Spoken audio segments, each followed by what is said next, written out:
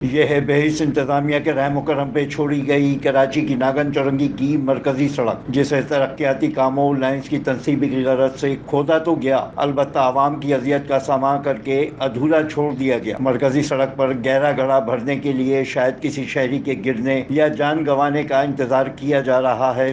شہری کہتے ہیں مائع سیام میں یہ حال ہے جس نے زندگی اجیرن کر دی ہے۔ اس کو 10 سے 15 دن ہو گئے اور اتنی ٹریفک رات میں بھی جام ہوتی ہے، دن میں بھی جام ہوتی ہے، آئے دن یہاں پہ ایکسیڈنٹ ہوتے رہتے ہیں اور عوام بڑی پریشان ہے کہ بلاول بھٹو صاحب صوبائی حکومت آپ کی ہے، آپ ہمارے کو پرانا پاکستان میں کیوں دھکیل لے ہو؟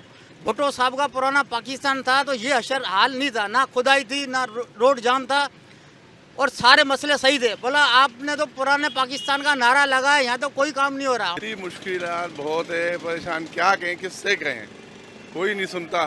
اس مہینے ہو جائیں گے خراب، یہاں روڈ خراب، یہاں تو بڑے بڑے ٹرک گزرتے شام کو، کتنا رستہ جام ہو جاتا ہے، پریشان ہو جاتے ہیں۔ کام کرتے ہیں، کھودتے ہیں اور چھوڑ دیتے ہیں، کچھ پیپ انہوں نے ڈالا ہے، ایک جوڑ لگانا ہے وہ چھوڑنا ہے، اس کی وجہ سے یہ ٹریفک بہت زیادہ جام ہو رہی ہے دونوں طرف، سروس روڈ بھی اور مین روڈ بھی۔